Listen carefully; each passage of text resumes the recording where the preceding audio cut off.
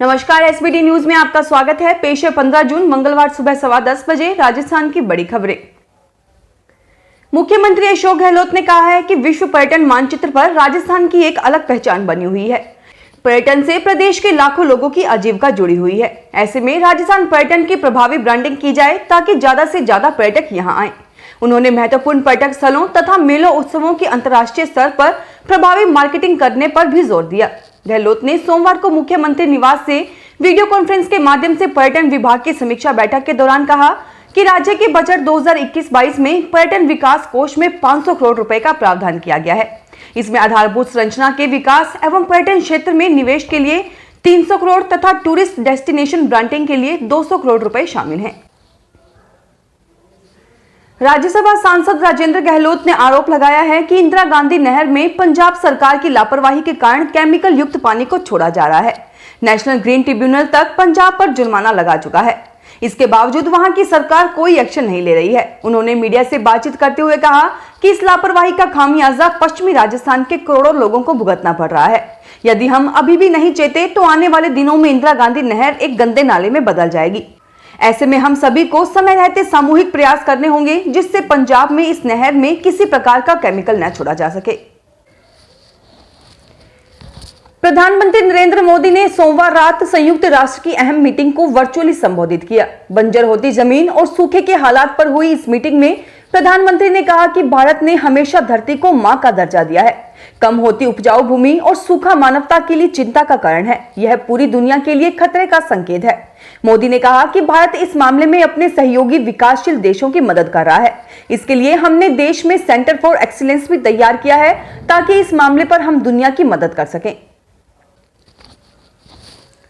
प्रतियोगी परीक्षाओं की तैयारी कर रहे युवाओं के लिए एक अच्छी खबर है। कॉलेज शिक्षा विभाग द्वारा हाल ही में आरंभ ज्ञान सुधा कार्यक्रम के अंतर्गत प्रतियोगी परीक्षाओं की तैयारी कर रहे युवाओं के लिए निःशुल्क ऑनलाइन लाइव सेशन आरंभ करवाए जा रहे हैं। इसमें अखिल भारतीय सेवाओं, राज्य प्रशासनिक सेवा, कॉलेज शिक्षा सेवा परीक्षा, अध्यापक भर्ती परीक्षा, बैंकिंग सेवा तथा अनेक अन्य विभिन्न प्रतियोगी परीक्षाओं की तैयारी के लिए सुविधा उपलब्ध होगी।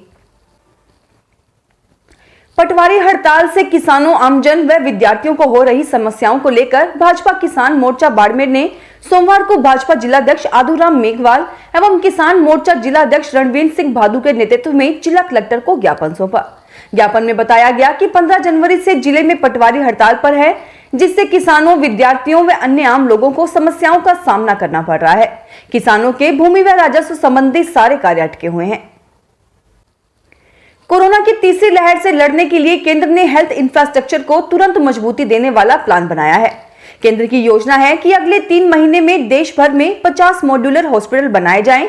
3 करोड़ की लागत से बनने वाले इस तरह के अस्पताल 3 हफ्तों के कम समय में तैयार किए जा सकेंगे।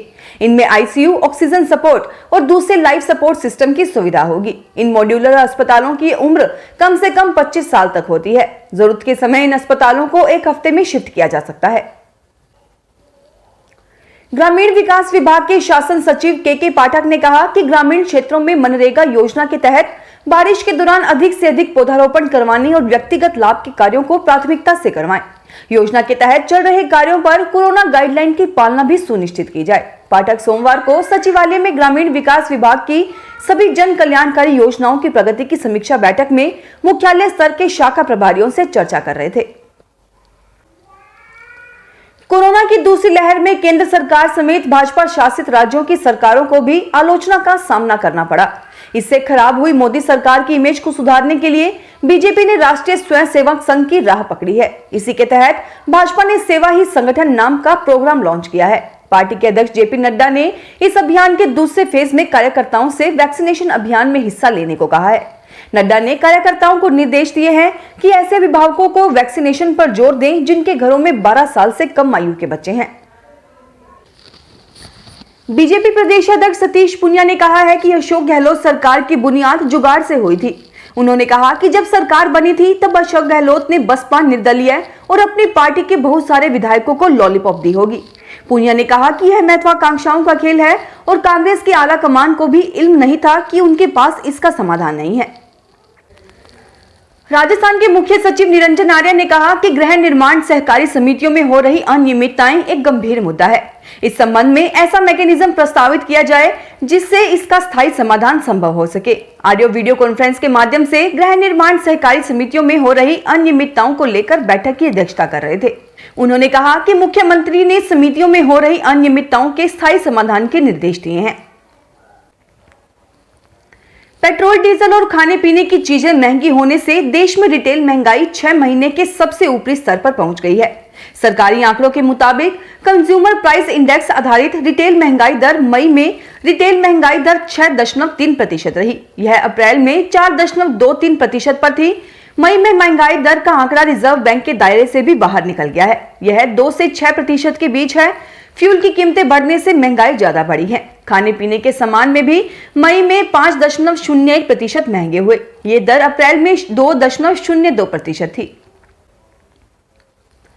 अयोध्या में श्री राम जन्मभूमि तीर्थ क्षेत्र ट्रस्ट द्वारा राम मंदिर निर्माण के लिए खरीदी गई जमीनों में घोटाले के आरोपों पर ट्रस्ट के महासचिव चंपत राय ने पलटवार किया है। उन्होंने इन आरोपों को राजनीतिक साजिश बताया है।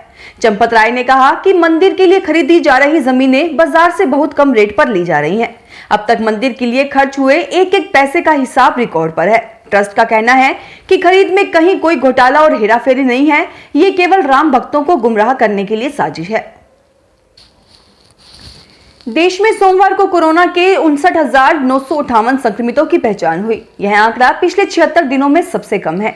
इससे पहले 30 अप्रैल को 53,237 लोगों की कोरोना रिपोर्ट पॉजिटिव आई थी। हालांकि थोड़ी राहत देने वाली बात यह है कि इस दौरान 1,17,232 मरीज ठीक हो गए। इस तरह एक्टिव केस यानी इलाज करा रहे मरीजों की संख्या में 60,056 की कमी हुई।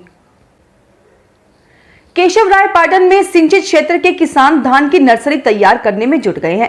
क्षेत्र के किसान धान की रोपाई के लिए बीज तैयार कर रहे हैं। यहां अब तक किसान मई जून में धान के लिए नर्सरी तैयार करते हैं। क्षेत्र के तीरथ, गामज, गुडला, गुडली, माधोराजपुरा, केशवरायपाटन, भिया, रडी, चडी, रंगराजपुरा, चितावा में धान का रकबा अधिक किया जाता है। बूंदी जिले की बहुप्रतीक्षित गद्दड़ा मध्यम सिंचाई परियोजना इस मानसून सत्र में भी पूरी नहीं होती दिख रही। परियोजना की कुल लागत अब बढ़कर 263 करोड़ रुपए हो गई, जबकि वर्ष 2003 में इसकी प्रस्तावित लागत 81 करोड़ रुपए आंकी गई थी। अब साल दर साल बजट बढ़ा, लेकिन बांध के टूटे हुए हिस्से का काम पूरा नहीं हो रहा, या यूं कहें कि सरकारें ही इसे पूरा करने की ठोस मंशा नहीं दिखा रही। फिलहाल इस बुलेटिन में इतना ही। फिर हाजिर होंगे और बड़ी खबरों के साथ। एसबीटी न्यूज की वीडियो देखने के लिए हमारे चैनल को सब्सक्राइब करें और नोटिफिकेशन पाने के लिए बेल आइकन को प्रेस करें।